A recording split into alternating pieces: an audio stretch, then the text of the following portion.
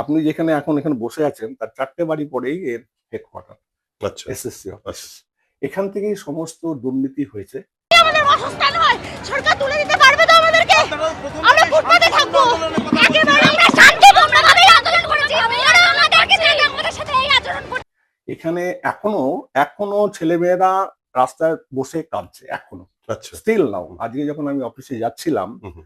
তখন দেখি এখনো ছেলেমেয়েরা দরজায় দাঁড়িয়ে আছে।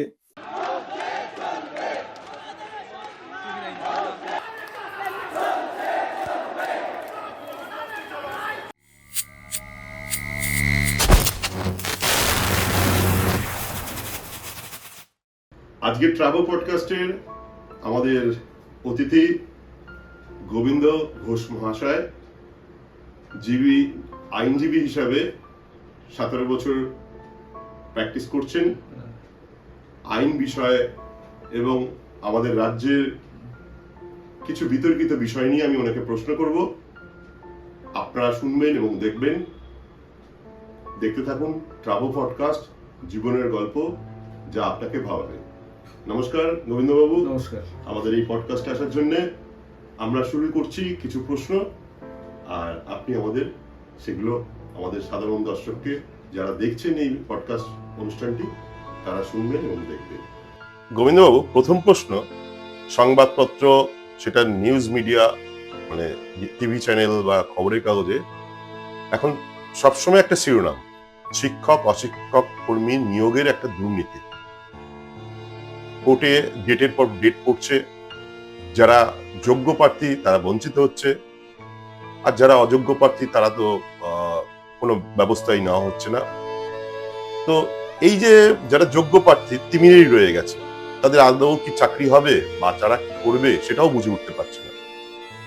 তো এই আইন ব্যবস্থায় বা কোনো আপনি তো আইনজ্ঞ, কোনোভাবে কি যারা চাকরি প্রার্থী মানে যোগ্য প্রার্থী তাদের কি চাকরিটা ফিরিয়ে দেওয়া যেত না, বা কিভাবে যেত, বা কি করা উচিত ছিল এক্ষেত্রে?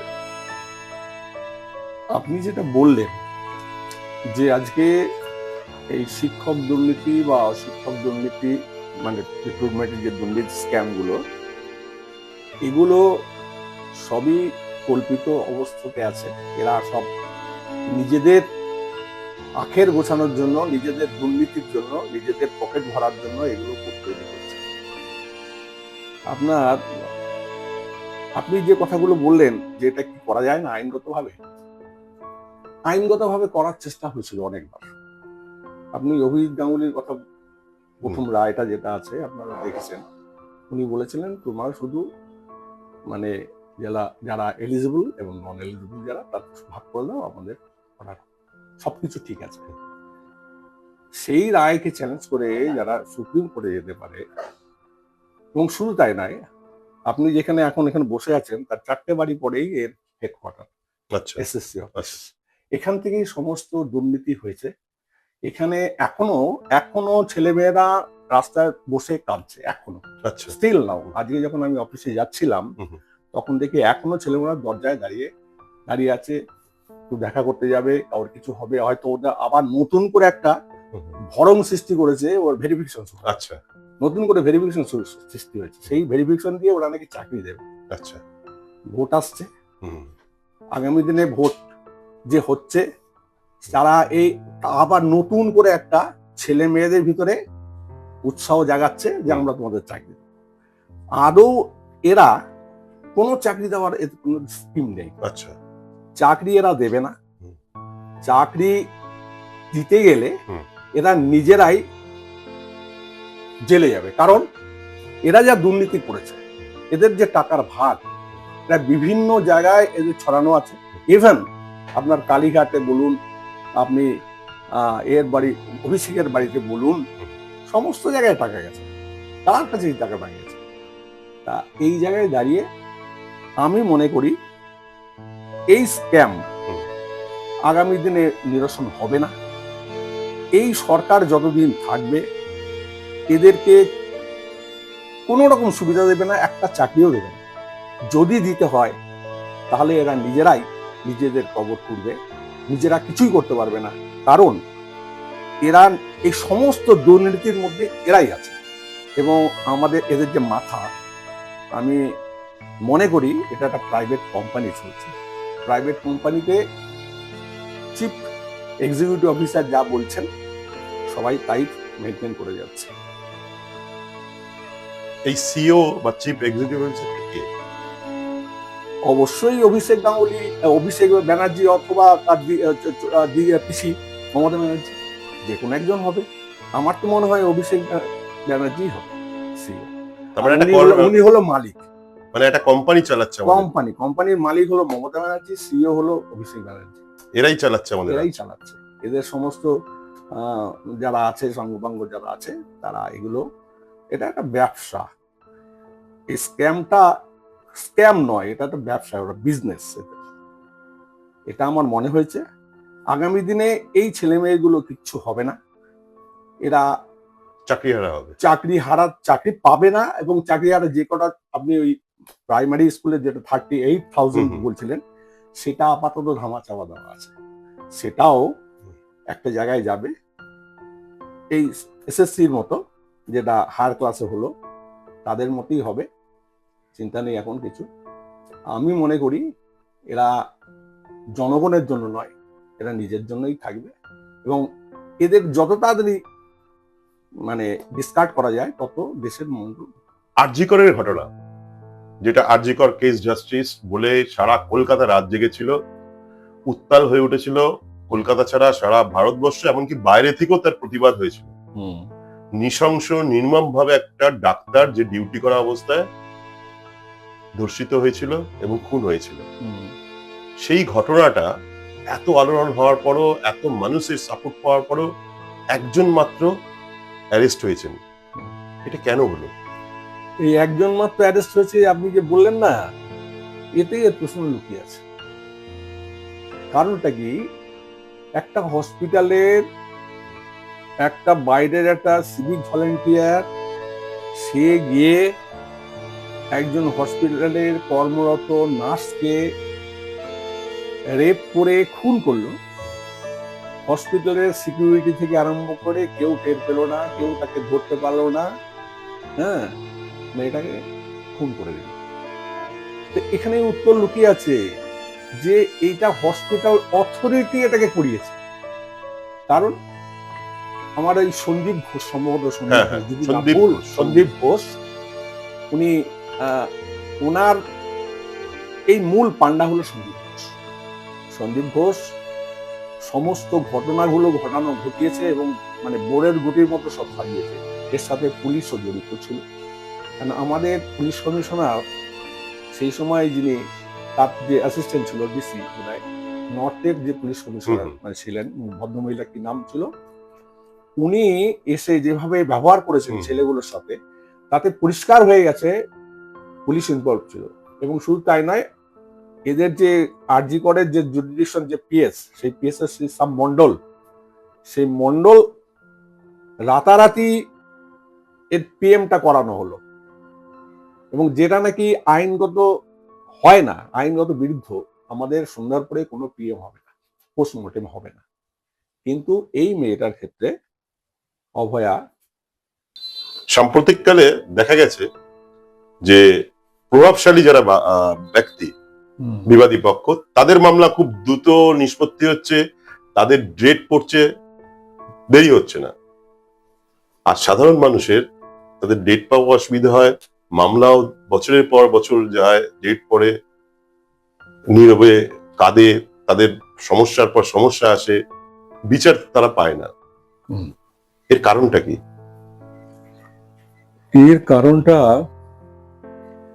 এর কারণটা অনেক গভীর বলে মনে হয় আমার। কারণটা কি, দুরকম হবে মনে হচ্ছে আমার ধারণা আর কি। প্রথম কারণটা হলো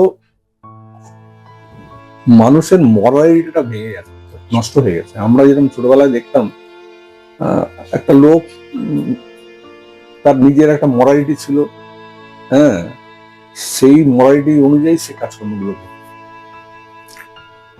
এখন লোকে খুব অল্পতেই সেই মরালিটাকে নষ্ট করে দিচ্ছে, ভেঙে দিচ্ছে, সেই জায়গা থেকে নিজে বিচ্যুত করছে আর কি, বিচ্যুত করছে। এর তথ্য আমি রিসেন্টলি দেখছিলাম যে খুব অল্প পয়সাতেই জাজকে কেনা যায়।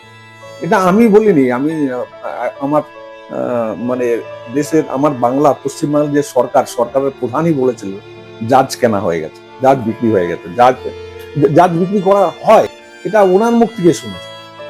তা আমার মনে হয়েছে হ্যাঁ হয়, কারণ আজকে আপনি বিয়ে মামলাটা দেখেছেন, আজকে 13 বার ডেট পড়েছে, 13 বার। কেন পড়েছে? সেই তুমি স্যাট থেকে, হাইকোর্ট থেকে সেই রায়টাকেই তুমি রাখলে, কিন্তু 13 বার ডেটটা কেন পড়লো? কিসের জন্য? সুপ্রিম কোর্টের 13 বার ডেটটা পড়লো, এবং তারপরেও যেটা ডেটটা পড়লো সেখানে দিতে বললো যেটা 25% দিয়ে দাও উইদিন 31 মার্চের ভিতরে, সেখানেও দিল না, না দিয়ে আবার কোর্টে গেল রিভিউ করার জন্য।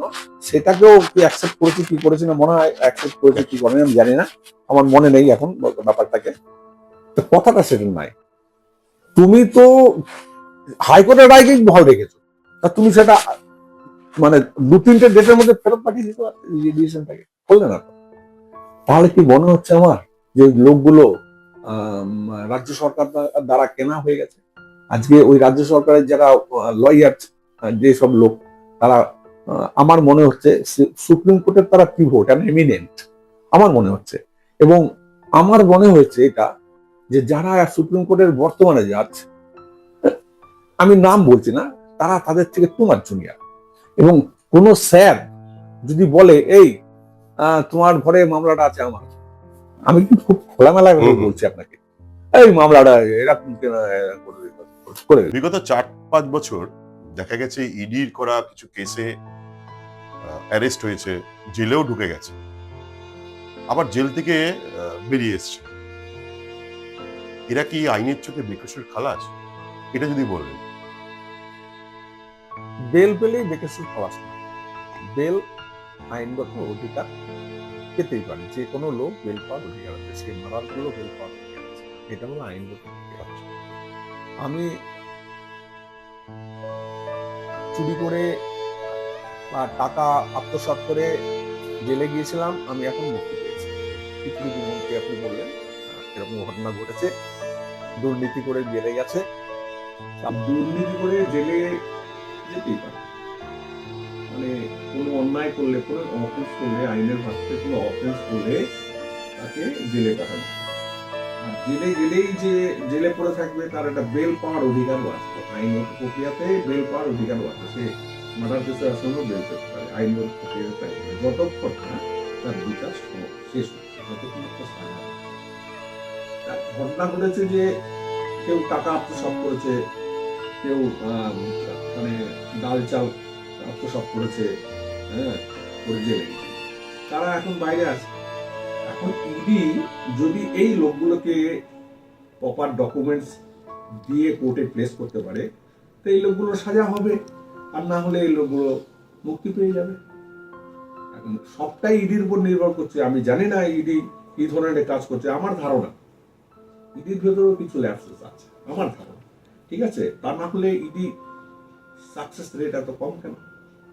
আমরা অনেক সময় বিরোধীদের বলতে শুনি ইডি সাকসেস রেট কই, ইডি সাকসেস রেট কে প্রপার ডকুমেন্টস দিয়ে কোর্টে প্লেস করতে পারে, তো এই লোকগুলো সাজা হবে, আর না হলে এই লোকগুলো মুক্তি পেয়ে যাবে।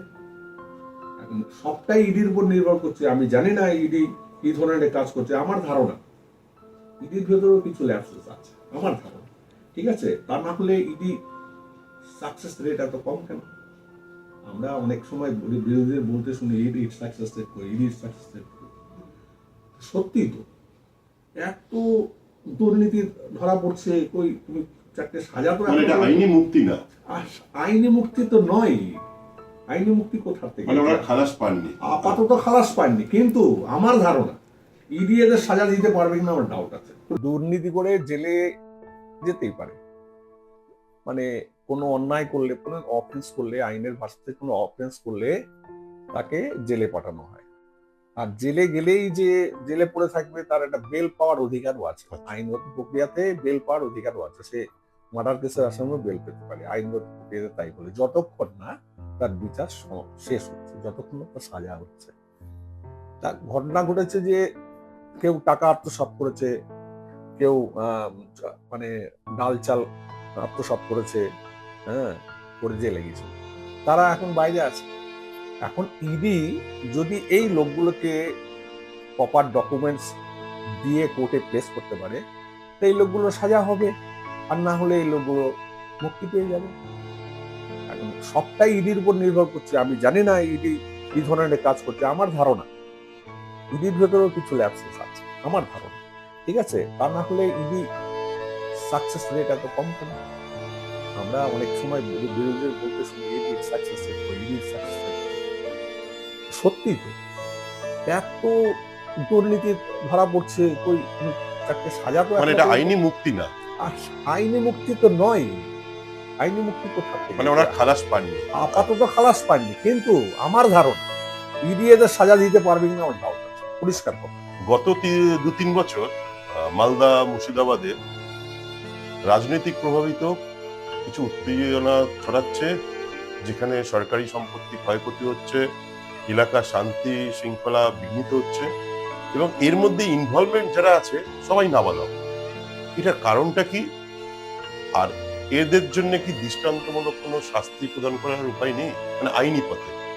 বাচ্চারা যেটা বললেন আপনি, সম্পত্তি মাইনার্স, হ্যাঁ, দাঙ্গায় নাবালকদের ব্যবহার, দাঙ্গায় নাবালকদের ব্যবহার ব্যাপারে এরা অ্যাকচুয়ালি একটা বিশেষ শ্রেণীর বাচ্চারা এগুলো করে, এবং বিশেষ শ্রেণীর সম্প্রদায়ের লোকেরাই এইসব দাঙ্গা ভাঙ্গা করছে, এবং তাদের একটা বিশেষ উদ্দেশ্য আছে।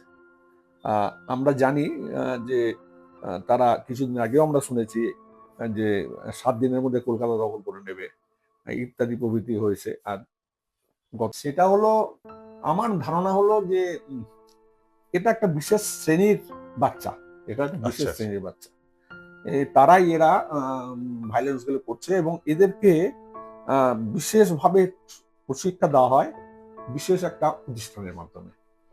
এটা আপনি বলতে পারেন বিশেষ বলছেন, আপনি বারবার বিশেষ বলছেন কেন? আমি খুলেই বলছি যে মাদ্রাসাতে এদেরকে শিক্ষা দেওয়া হয়, যে এই ধরনের শিক্ষা দেওয়া, এবং শুধু তাই নয়, এদেরকে কি বলবো, ধার্মিক হওয়ার জন্য যে এদের ডিভোশন, এটাকে ওইখান থেকেই শিখিয়ে দেওয়া হয়। এবং শুধু তাই নয়, মৌলভী আছে, এরা এদের ডাকে এরা গড মনে করে। স্বাভাবিকভাবেই কোনো জিনিস ওদের যে সিনিয়র যদি কোনো কথা বলে, ওরা সেটা মেনটেন করে। এই কারণেই, আর শুধু তাই নয়, ওদেরকে একটা জেহাদ যেটা আছে না, এই জেহাদটা ওরা ওইখান থেকেই পেয়েছে, মাদ্রাসা থেকেই পেয়েছে। আপনারা দেখতে পাচ্ছেন এই জামাতের যে জয় হলো বর্ডার এরিয়াগুলোতে, সেইগুলো এইসব কারণেই এসে গেছে। এরা মানে কখনো ওই দেশে চলে যায়, আর সেটার মধ্যে আমি বলি ওই কাঁটাতার নেই কিছু কিছু জায়গাতে, সেগুলো অবশ্য আমাদের সরকার বা এই দেশের সরকার ইনভলভমেন্ট আছে, তারা তাদের দায় আছে। এটা আমি জানি না বিগত 40-48 বছর ধরে কেন হলো না। হ্যাঁ, ভারতবর্ষের যখন হয়েছিল, ভাগ হয়েছিল ভারতবর্ষটাকে, তখন একটা পলিসি হয়েছিল, সেই পলিসিতে ওয়েস্টবেঙ্গলের যে লোকগুলো তাদের মেনটেন হয়। অসংখ্য ধন্যবাদ গোবিন্দবাবু আমাদের এই অনুষ্ঠানে আসার জন্য, খুব ভালো লাগলো সময় দেওয়ার জন্য। দেখতে থাকুন ট্রাভো পডকাস্ট, জীবনের গল্প যা আপনাকে ভালো লাগে।